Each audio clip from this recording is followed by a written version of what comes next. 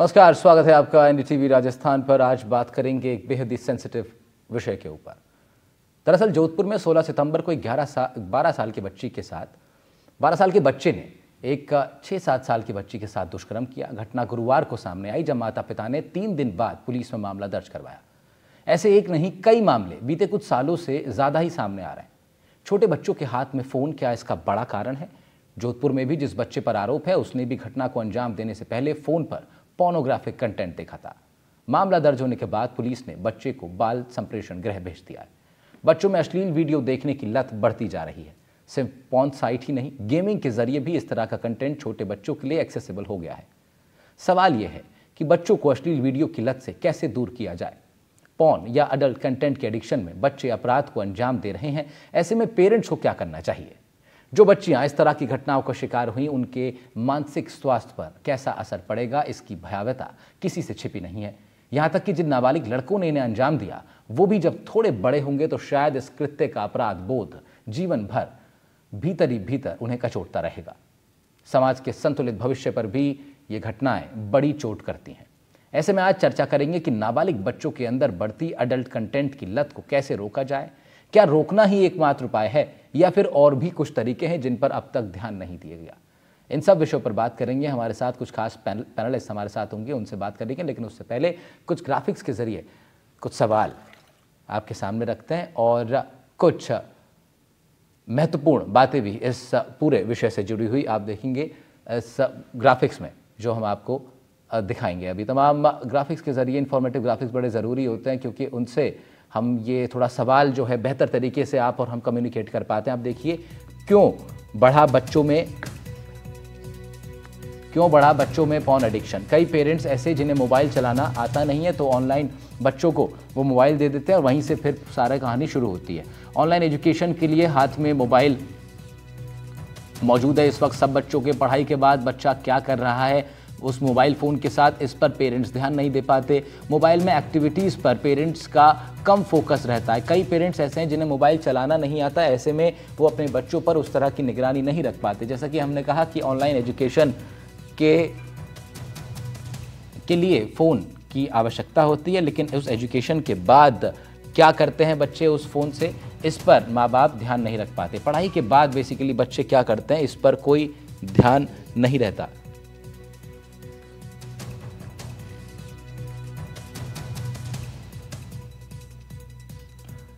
कैसे रोक सकते हैं इस लत को? अपने बच्चों पर आप लगातार नज़र रख सकते हैं। मोबाइल पर बच्चा क्या कर रहा है ये ज़रूर माँ बाप को देखना ही चाहिए। बच्चों को एंगेज रखने की कोशिश करनी चाहिए ताकि मोबाइल से कुछ वक्त दूर भी वो बिता सकें। आउटडोर गेम्स और बाहरी एक्टिविटीज़ में बच्चे अगर व्यस्त रहें तो इस तरह के कंटेंट से बच सकते हैं। समय समय पर बच्चों की काउंसलिंग भी की जानी चाहिए। ज़रूरत पड़े तो थोड़ी बंदिशें भी ज़रूर लगनी ही चाहिए।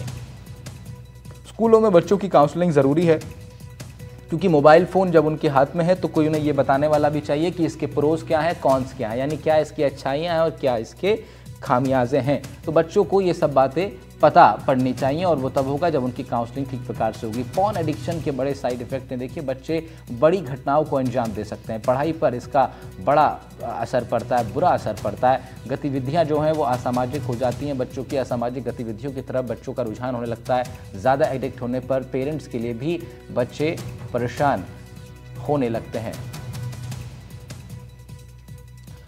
तो कुछ खास मेहमान हमारे साथ जुड़ रहे हैं जिनके साथ इस विषय पर हम लोग बात करेंगे, चर्चा करेंगे। डॉक्टर वंदना चौधरी हमारे साथ जुड़ रही हैं, मनोविज्ञानी हैं आप, बहुत बहुत स्वागत है मैम आपका। डॉक्टर फिजा हेसनी जी जुड़ रही हैं, मनोचिकित्सक हैं। और डॉक्टर मनीषा सिंह जी सामाजिक कार्यकर्ता हैं। तीनों ही आप खास मेहमानों का बहुत बहुत स्वागत है हमारी स्क्रीन पर। सबसे पहले शुरुआत करते हैं हम लोग और साथ साथ अभी हमारे साथ एकता बालियान जी भी जुड़ेंगे, स्कूल की प्रिंसिपल हैं। अन्य एक और खास मेहमान जुड़ेंगे। फिलहाल तीनों लोग का बहुत बहुत स्वागत और मैं शुरुआत करूँगा डॉक्टर फिजा हेसनी जी से जो कि एक मनोचिकित्सक हैं। मैम, आज का जो टॉपिक हमने उठाया है वो है कि एडल्ट कंटेंट जो है वो किस तरीके से बच्चों को प्रभावित कर रहा है, उनके एक्शंस को प्रभावित कर रहा है और उस पर चेक लगाना बहुत ज़रूरी है। अदरवाइज पिछले कुछ सालों में जो तमाम घटनाएं हैं जिसमें नाबालिग जुवेनाइल जो बच्चे हैं वो रेप के एक्यूज़ के तौर पर सामने आ रहे हैं, इस तरह के मसलों पर क्या कुछ आपका कहना है? एक जनरल पर्सपेक्टिव आपका क्या है? पहले देखिए, मोबाइल की जो लत है वो इनिशियली, ये बात जो है वो शुरू से ही होती है कि जब जैसे कि छोटा बच्चे को दिखाया जाता है कि वो खाना नहीं खा रहा, तो उनके साथ ये होता है कि उनकी जो मदर है या उनके केयरटेकर है उनको मोबाइल फोन पे स्टोरीज दिखाते हैं और वो खाना इजीली खा लेते हैं। या हम्म। मदर काम कर रही है तो वो बच्चा फोन के ऊपर लगा रहता है या फोन उनको परेशान नहीं करता। तो वहां से वो एक तरीके से ट्रेंड शुरू होता है, और इसका जो असर है वो न्यूरो पे पड़ता है कि उनको उससे एक प्लेजरेबल एक्टिविटी मिलने लगती है। न्यूरो डोपामिन रिलीज होता है। उस डोपामिन की वजह से उसको उसके अंदर प्लेजरेबल एक्टिविटी समझ में आती है कि ये जो चीज है वो प्लेजर है। और जैसे कई और धीरे धीरे करके ये एक हैबिट फॉर्मेशन हो जाता है कि जब भी बच्चे को खाली बैठा होता है तो उसका स्क्रीन टाइम बढ़ता चला जाता है। फिर ये लेटर ऑन जाके, अब जैसे कोविड के टाइम से शुरू हुआ कि ऑफलाइन क्लासेस हुई, तो उन ऑनलाइन क्लासेस हुई, ऑफलाइन क्लासेस बंद हो गई थी। तो ऑनलाइन क्लासेस में बच्चों के पास बहुत 8-8 9 9 घंटे तक एक्सेस होता था, उसके बाद वो होमवर्क करते थे। तो उसके अंदर उनको एक छूट हो गई कि कुछ भी एक एक बहुत बड़ी एक वर्ल्ड है, बहुत बड़ी एक दुनिया है कि जो उसको वो एक्सप्लोर कर लेते हैं कि यहाँ पे कहीं पे भी चले जाएं, जो चीजें नहीं दिखती हैं।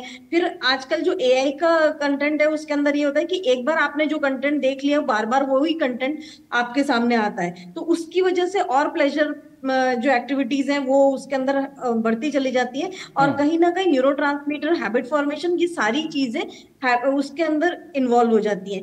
फिर पॉर्न जो देखना है वो क्या होता है कि लेटर ऑन, जैसे कि अगर अपन देखें कि टीनेज के अंदर एक बहुत ज्यादा क्यूरियोसिटी डेवलप होती है, हम्म। उस क्यूरियोसिटी के चलते हुए वो ये सब चीजें करने लग जाता है। लेकिन क्या ये जो तो क्यूरोसिटी है मैम, अब डॉक्टर फिजाज, ये जो क्यूरोसिटी है, मुझे लगता है कि एक का हम लोग बचपन में बड़ा ये सुनते थे कि भाई जिस चीज़ को मना किया जाता है बच्चा फोकस करता है कि मैं क्यों ना उसी चीज़ को करूं, मतलब जिस किताब को पढ़ने से मना करेंगे उसी का पन्ना वो पढ़ने का प्रयास करता है। तो डॉक्टर वंदना चौधरी, इस तरह कि जब चीज़ें डेवलप होती हैं, जब इस तरह की व्यवस्था है जहाँ पर हम लोग ये कोशिश कर रहे हैं, एक एक तरीका जो है वो ये है कि हम लोग कैसे भी करके बच्चों को इस चीज़ से रोकें। लेकिन मैंने अपने इंट्रोडक्शन में एक बात, इस विषय के इंट्रोडक्शन में एक बात कही कि क्या रोकना ही एकमात्र तरीका है, क्या कुछ और तरीके हैं, क्या इसमें एजुकेशन एक बड़ा रोल प्ले कर सकती है जिसमें रोका ना जाए, लेट देम एक्सप्लोर, बट उनको पता होना चाहिए कि वो किस दिशा में जा रहे हैं और उसका क्या दुष्प्रभाव हो सकता है। आप बिल्कुल सही कह रहे हैं और मैं एनडीटीवी का शुक्रिया अदा करना चाहूंगी कि वो बार बार इस मुद्दे को उठाते रहते हैं कि बच्चों को मोबाइल एडिक्शन से किस तरह से बचाया जा सकता है। देखिए, मैं एक चाइल्ड साइकोलॉजिस्ट हूँ और जुवेनाइल जस्टिस बोर्ड में काफी बार पॉक्सो केसेस के लिए, चाइल्ड एनालिसिस के लिए जाती रहती हूँ। तो वहां पर मैंने जो बच्चों पर रिसर्च किया, स्टडी किया, और मैंने पाया है कि जो अंडर 15 एज के जो बच्चे होते हैं जो कि वहाँ पॉक्सो केसेस के लिए आते हैं, उनमें ज्यादातर डेफिनेटली क्यूरियोसिटी तो होती है बट अज्ञानता ज्यादा होती है। सो अज्ञानता, वो चाहे पेरेंट्स नहीं दे पाते, स्कूल से उन्हें नहीं मिल पाती राइट एजुकेशन, जिसे हम कहते हैं कि sex education, good touch bad touch. Pre primary में तो हम बात करते ही करते हैं, लेकिन जो बच्चे एक हम कहते हैं 7-8 साल प्लस के हो जाते हैं और टीन्स में आने लगते हैं, उनके साथ भी स्कूल में टीचर्स को सेपरेटली उन्हें बताना चाहिए कि इन टचेस के कॉन्सिक्वेंसेस क्या हो सकते हैं। तो हर जगह मोबाइल को रोकने की जगह, क्योंकि देखिए एक एज होती है, मोबाइल में जो पॉर्न वीडियो बच्चे आज देख रहे हैं, पहले आप अगर पहले पुराने टाइम में जाएंगे तो अडल्ट कंटेंट्स एक 18 प्लस 17 प्लस का बच्चा सारा देखता था, सब देखते थे। बट मोबाइल अब इतना ज्यादा एक्सपोजर हो चुका है बच्चों को, उनके हाथ में सारी चीजें, तो स्क्रॉल करते करते उनके पास कुछ भी उसमें कंटेंट आ जाता है, वो दे स्टार्ट वॉचिंग। सो देखने के बाद उनमें वो जो क्यूरियोसिटी डेवलप होती है, तो उसमें उन्हें लगता है कि क्योंकि उसमें इनैक्टमेंट ही ऐसा आता है, उन्हें लगता है कि मैं भी ऐसा ट्राई करूं। सो उन केसेस में मैंने काफी बच्चों में स्टडी की, तब पाया कि वो बच्चे क्यूरियोसिटी वर्श प्लस, हम इसे एक रेप नहीं कहेंगे, हम कह सकते हैं कि वो अश्लील हरकतें करते हैं। They touch, right, they start touching self also, they start touching others also. और वहां पर वो देखते हैं कि यार इसमें क्या हो रहा है, वाकई में जैसा मैं देखता हूं वैसा होता है या नहीं होता है। सो कई बार इस तरह की हरकतें जब बच्चे करते हैं तो उन्हें पता नहीं होता इन हरकतों का अंजाम क्या होता है।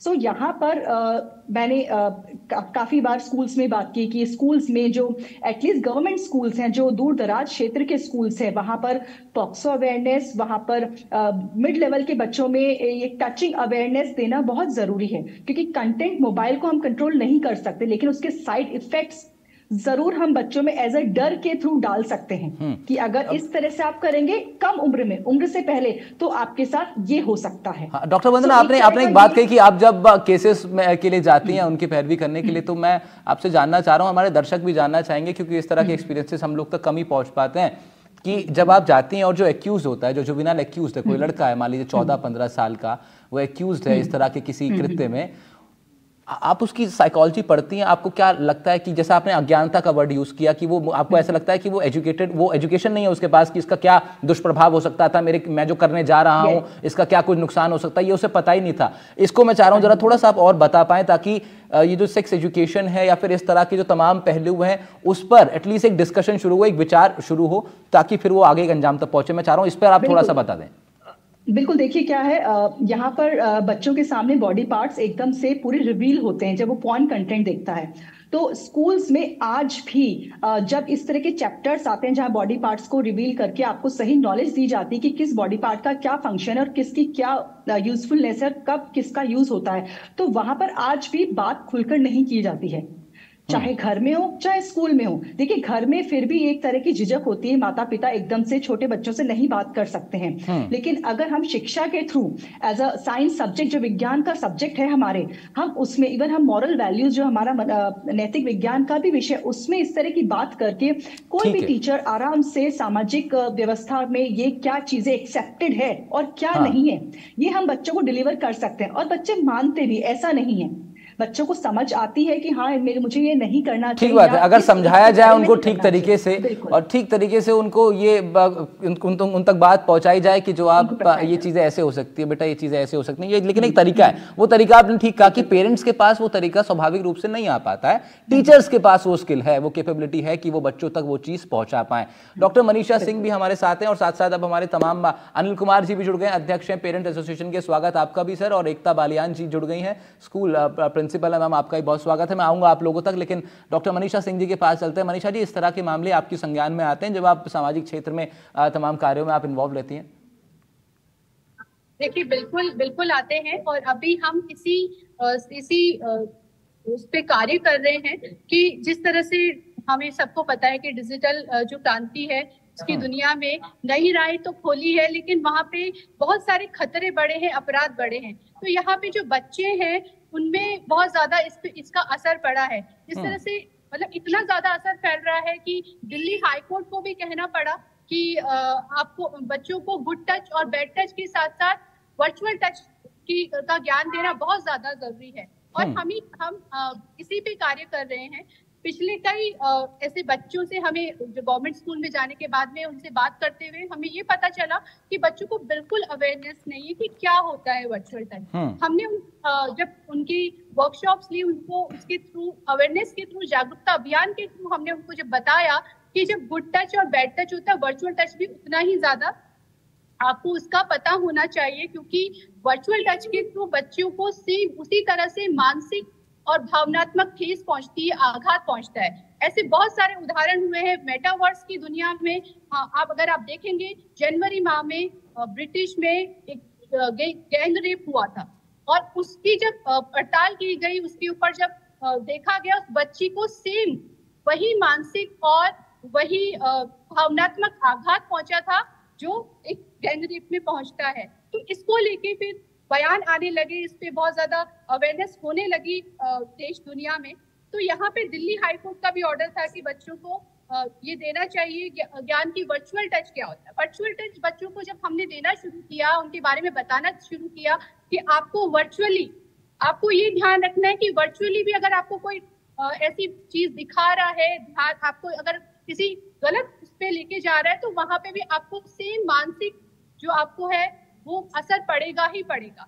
तो यहाँ पे हमने बच्चों को 3 स्टेप्स की सहित गुड टच, बैड टच और वर्चुअल टच, उसमें उनको जिस तरह से उनके खुद के जिस तरह से साथ में हुआ है उन्हीं को लेते हुए हमने, जैसे कई बच्चों ने कहा कि उनके साथ में बहुत सारी ऐसी धमकियां आई। कई बार होता है कि बच्चों को पता ही नहीं होता है, वो कोई भी ऐसी चीज या ऐसा कोई अनजान व्यक्ति से जुड़ जाते हैं और वो अनजान व्यक्ति उनको किसी ना किसी प्रलोभन के तहत उनसे वो सब कुछ करवा लेता है जो उन बच्चों को नहीं करना होता, और कहीं ना कहीं बच्चे जाकर फंस जाते हैं। और एक मनोवैज्ञानिक तरीके से अगर आप वंदना जी हैं, ये समझ सकते हैं मनोचिकित्सक की उनमें कितना बड़ा आघात पहुंचता है। बिल्कुल तो पहुंचता है यहाँ मैम, पे बिल्कुल पहुंचता है, और बच्चों बड़ा को बहुत मानसिक ज्यादा स्वास्थ्य जो इन है चीजों बच्चों के का। बारे में बताना चाहिए, पेरेंट्स को अवेयर होना चाहिए।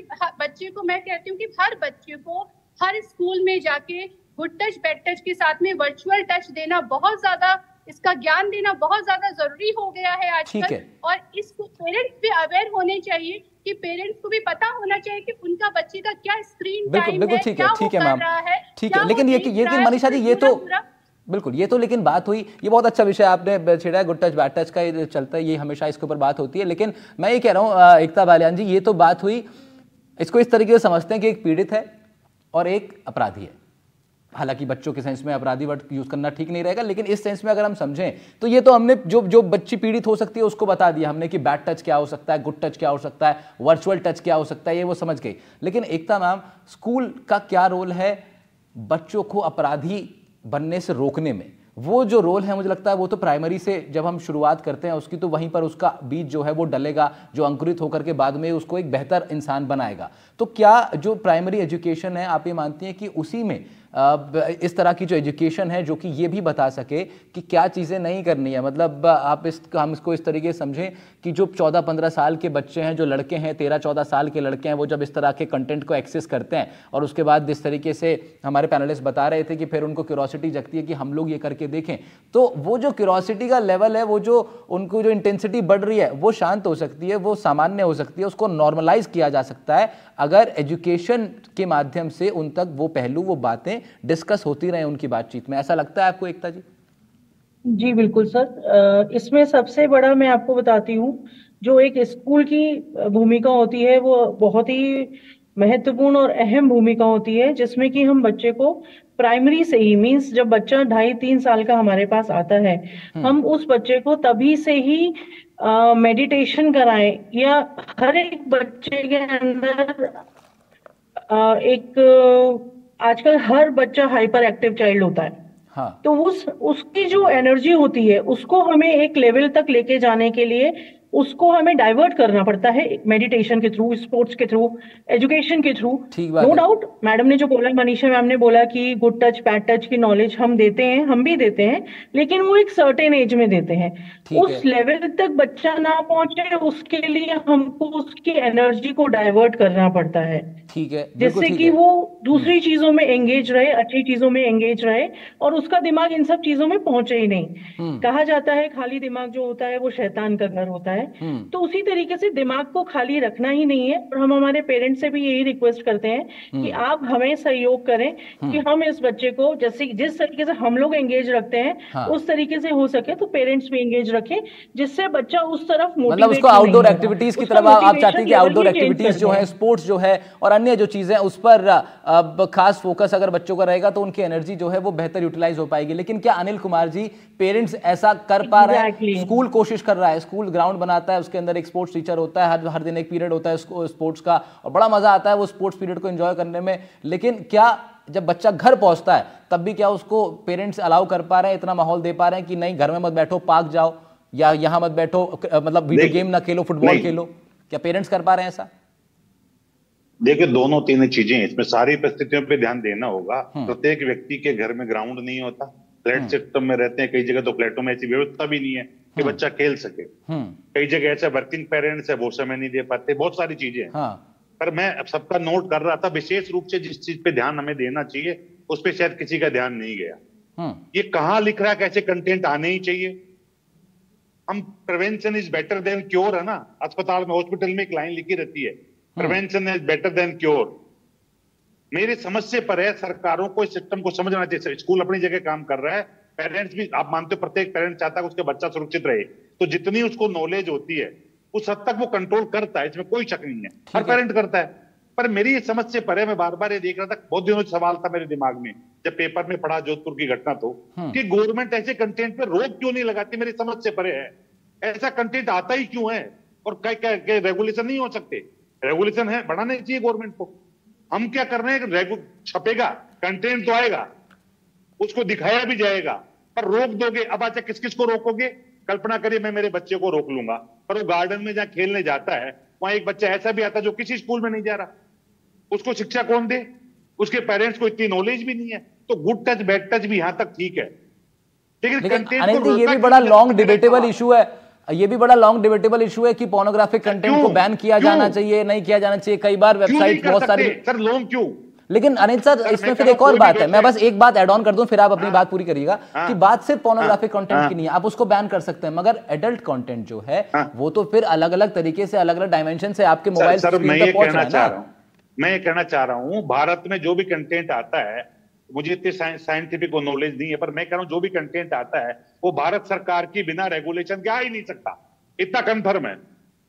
जब साइबर सिक्योरिटी सारी बातें करते हैं तो मुझे बताइए, जब हमारा स्पेस क्यों, तो फिर पाकिस्तान का विमान भारत में क्यों है?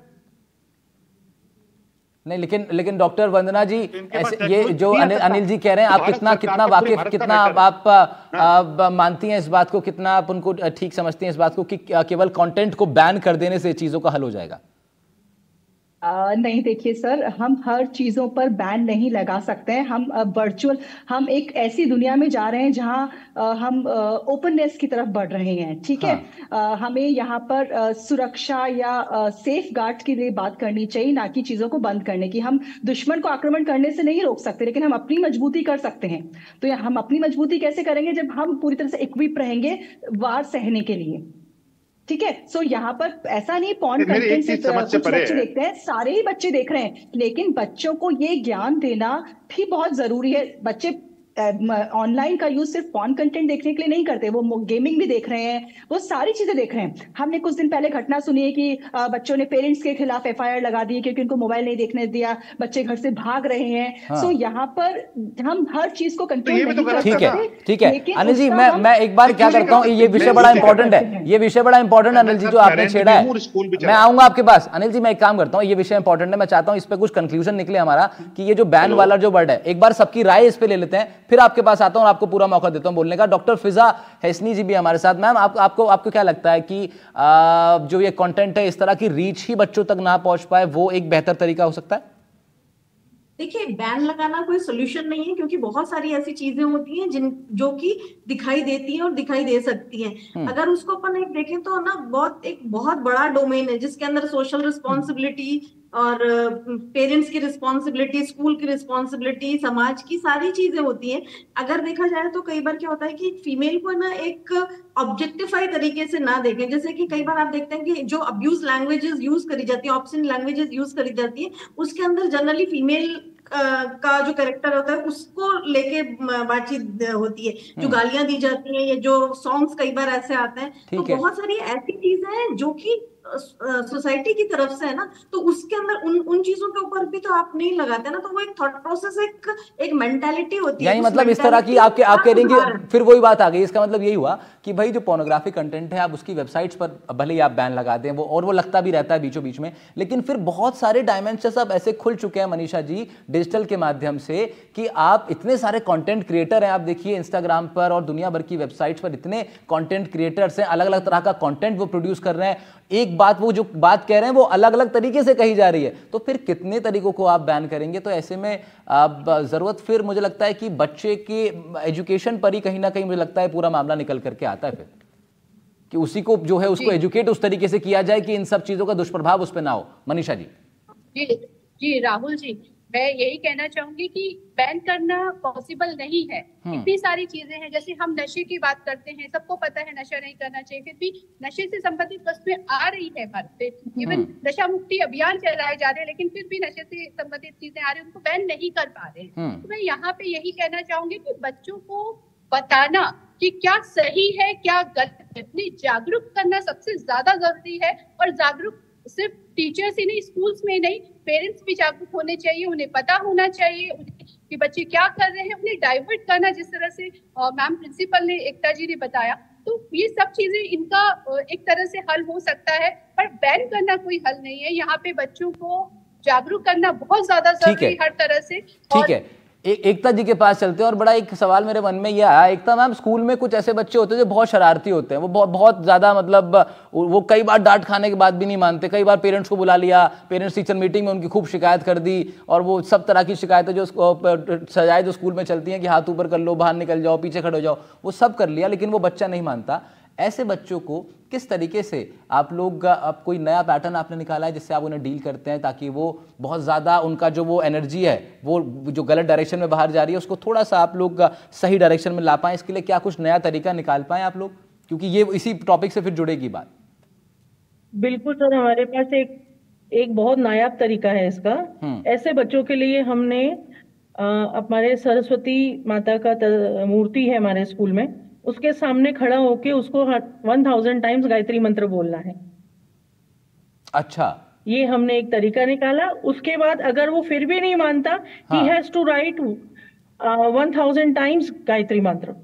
तो मैं एकता जी की बात से ये समझ पा रहा हूँ कि उनकी 2 बार मैंने बात सुनी और उनका ये बड़ा खास फोकस है, और मुझे लगता है कि इस पर भी डिस्कशन होना चाहिए। मे बी नेक्स्ट शो हम लोग ये बात करेंगे कि अध्यात्म की तरफ जो स्पिरिचुअल चीजें उसका एक कुछ तत्व, उसका कुछ अंश अगर हम छोटे बच्चों के अंदर पहुंचा पाएं तो शायद एक बड़ा बदलाव देखने को मिल सकता है। अनिल जी, ये जो बैन वाली बात थी, थोड़ा सा मैं आपको भी समय देता हूं, आप कह लीजिए अपनी वाली बात, और फिर इसका दूसरा ऑप्शन। जी मैम, जी आप कर लीजिए, फिर अनिल जी आ रहा हूं आपके पास। एकता जी कुछ कह रही है।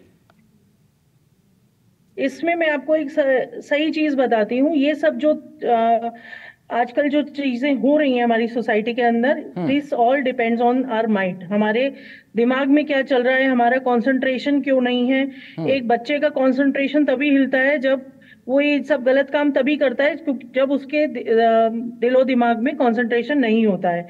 तो कंसंट्रेशन को लेकर आने का सबसे अच्छा तरीका मेडिटेशन है और मंत्रोच्चारण है। ठीक है मैम, ठीक है, ठीक है मैम। अनिल जी, आपने सबकी बात सुनी है, और मुझे लगता है कि इसमें यहाँ पे कोई डिबेट नहीं है, कोई there is no debate going on है, हम लोग डिस्कस कर रहे हैं। तो मैं आपको समय दे रहा हूँ, आप अपनी बात रखिए। पेरेंट एसोसिएशन के अध्यक्ष हैं आप, क्या कुछ चर्चाएं पेरेंट्स के बीच में होती हैं इन चीजों को रोकने के लिए? देखिए, मैं बताऊं, मैं एकता मैम की बात से सहमत हूँ, ये होना चाहिए डेफिनेटली। बाकी वंदना जी चाहे कहो या मनीषा सिंह जी ने जो है, मैं सबसे सहमत, पर चीज मेरे समझ से पर है। पता है कि मेरा दिमाग एकदम अलग चलता है। हम शराब लेते हैं, नीचे लिख देते हैं इंजुरियस टू हेल्थ, हमें टैक्स के लिए शराब बनानी है। अब मुझे लगा, मैं पंजाब, यहाँ पे बैन था, मध्य प्रदेश, सॉरी गुजरात में, तो मैं मेरी बिटिया के गया तो वहां चोरी छुपे शराब पी रहे। अब समझिएगा, अब जो मैं जिस बात को कह रहा हूं, अब शराब अगर उत्पादन होगा ही नहीं तो गुजरात में जाएगी कहां से? तो बैन करने का मतलब जब चीजों का प्रोडक्शन होगा, आप समझिएगा थोड़ी देर के लिए, जब प्रोडक्शन होगा तो कहीं न कहीं तो जाएगी वो। आप 100% एजुकेट नहीं कर सकते, 100 किसी भी कीमत पे नहीं कर सकते सोसाइटी के को, ना 100% पेरेंट्स को एजुकेट कर सकते, ना 100% आप बच्चों को एजुकेट कर सकते। ऐसी स्थिति में अगर 10 बच्चे भी एजुकेटेड रह गए, 10 अनएजुकेटेड रह गए, ये 10 तो फैलाएंगे। तो फिर क्या किया जाए अनिल जी? फिर किस तरीके से रोका जाए, किस तरीके से? व्हाई नॉट सर, मैं कह रहा हूं, क्या हमारे समाज से बड़ा किसी भी देश की बात करूं मैं, हर देश दुखी होगा इस चीज से। कोई नहीं चाहता होगा मेरा बच्चा ऐसा करे, विशेषकर हमारा भारत तो आध्यात्मिक देश रहा है। ठीक बात। मेरे समझ नहीं आती सरकारों की प्राथमिकता में ये बात क्यों नहीं आ सकती कि भारत में नहीं चलेगा, बैन होगा तो होगा। जब हम जापान के बहुत सारे बैन कर सकते हैं, उनको चीन के एप्स को, इनको क्यों नहीं कर सकते? ये कौन सा पहले टिकटॉक करके आता था, हर बच्चा टिकटॉक बनाने में लग जाता था, भारत सरकार ने बैन किया नहीं किया? ठीक है, क्यों नहीं कर सकते? आप ये कह रहे हैं कि एटलीस्ट एक बड़ा एक्शन अगर सरकार की तरफ से होगा तो एक बड़ा इंपैक्ट इस पर पड़ेगा। ये लिख लीजिए, कोई माने चाहे नहीं माने, अगर चीजें होंगी तो उपयोग भी होगा। जी, ठीक है, कितनी ताकत लगा लो आप, जब मार्केट में चीज ही नहीं, उपयोग कहां से होगा? ठीक है अनिल सर, ठीक है अनिल सर, आपकी बात मैंने सुनी, बहुत बहुत शुक्रिया आपका। और मैं और बातचीत करना चाहता था आप सभी मेहमानों से, बहुत ही खास मेहमान हमारे साथ जुड़े हुए थे। देखिए, स्कूल प्रिंसिपल थी हमारे साथ, सामाजिक कार्यकर्ता थी, मनोचिकित्सक, मनोवैज्ञानिक, तो मैं बहुत बातचीत आप लोगों से करना चाहता था, मगर समय इतना ही। आई होप कि मैंने सबको पर्याप्त समय दिया होगा अपनी बात रखने के लिए, और शुक्रिया आप सभी लोगों का। तो आज के मुद्दे में हम लोग बात कर रहे थे पॉर्न एडिक्शन के दुष्प्रभावों की, जिसकी वजह से कई बार छोटे बच्चे ऐसे कृत्य कर जाते हैं जिसका प्रभाव उनके मन पर जीवन भर रहता है, और कई बार उन्हें सज़ा भी काटनी पड़ती है। जोधपुर से ऐसा ही एक मामला सामने आया था, जिसके बाद हमने सोचा कि इस विषय पर बात की जाए। आज इतना ही, फिर जुड़ेंगे अन्य किसी ऐसे ही अहम विषय के साथ। नमस्कार।